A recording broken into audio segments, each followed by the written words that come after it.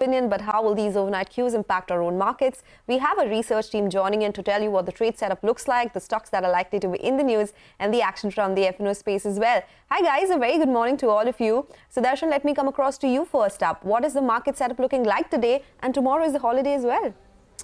Morning, Sonal. So it was a good start to the week that we saw both Sensex and Nifty regaining their Friday's losses, and financials are now back in the leadership position.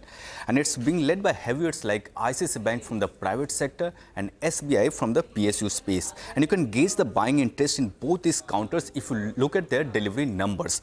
ICICI Bank on Monday saw delivery of more than rupees 1400 crore, and for SBI it was more than rupees 600 crore. And together, both these counters contributed more than 50% to the gain of Nifty and more than 60% to the gain of Nifty Bank. Even other financial names like HDFC Bank, Kotak Mahindra Bank and Axis Bank too saw huge delivery. Even in the mid-cap space, some stocks saw huge delivery on the back of news flow, and those stocks were BSC, Vodafone Idea, Ireda and Yes Bank.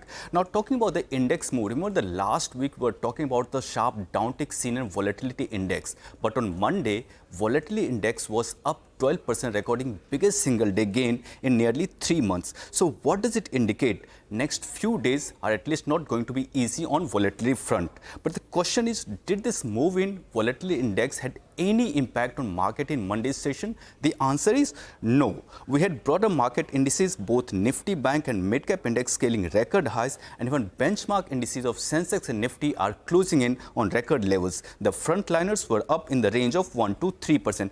But this move did not reflect in the flows at least. On Monday, the good part is FIs have turned buyers after selling for last 5 consecutive sessions.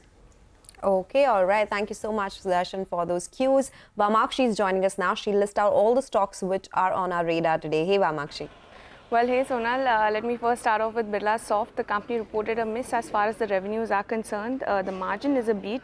Dollar revenue growth came in at 1.6%, lower than what the street was anticipating, and however the net profit is up almost 11.7%. Tata Chemicals reported a downtick of 21% in its revenue. Margins have contracted sharply, and the company has reported a loss of 850 crores as compared to a profit of 709 crores in the same quarter last year on account of an impairment loss. Shoppers Stop reported a 13.2% jump in its revenues, but the net profits were much higher at 62.3%. Vesuvius India's margins have expanded sharply from 15% to 21%, and the net profit as a result is seeing a sharp jump of almost 59%. KEC International also in focus. They have received new orders worth 1,040 odd crores. RVNL has received an LOA for a project worth 439 crores from the Southern Railway.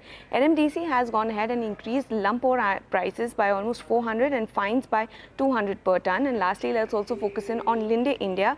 SEBI has passed interim order against the company, and the allegations include failure in obtaining shareholders' approval for material related party transactions undertaken with Praxair India and irregularities in respect of business agreement entered by Linde with PIPL.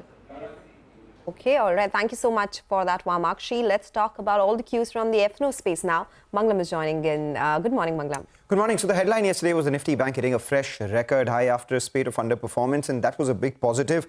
And other indices also followed. We had the Nifty, which is just below its record high, a couple of 100 points away. And we have the Nifty Mid-Cap Index, which hit a record high on Friday as well, when the other indices weren't doing well. We have both the institutions buying in the cash market, the FIIs and the DIIs. But more importantly, remember yesterday we saw a lot of purchase in index futures by the FIs after them selling for 2 sessions in May series so far. So yesterday they bought about 3,600 crores in index futures. While a lot of it was short covering, 15,000 short contracts covered, we also saw nearly 37,000 long contracts being added. So that's telling you that there's a delta of nearly 50,000 contracts, and that's reflected in the numbers as well. The FIIs going into yesterday's trading session were just 35% long. With the markets moving higher, they were propelled to cover shorts, add longs, and their long exposure increased to 43%.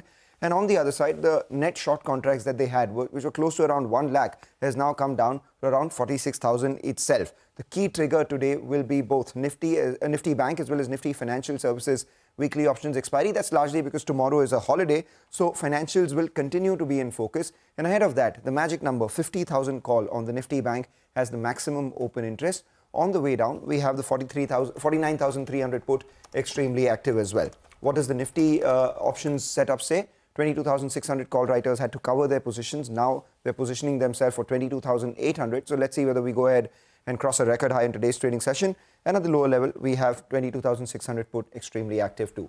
Biocon is the stock that I'm watching out for. We had alerted that it may get into FNO ban, and FNO ban is what it is in. Okay, all right. Thank you guys for joining us and prepping us up for this trading day ahead.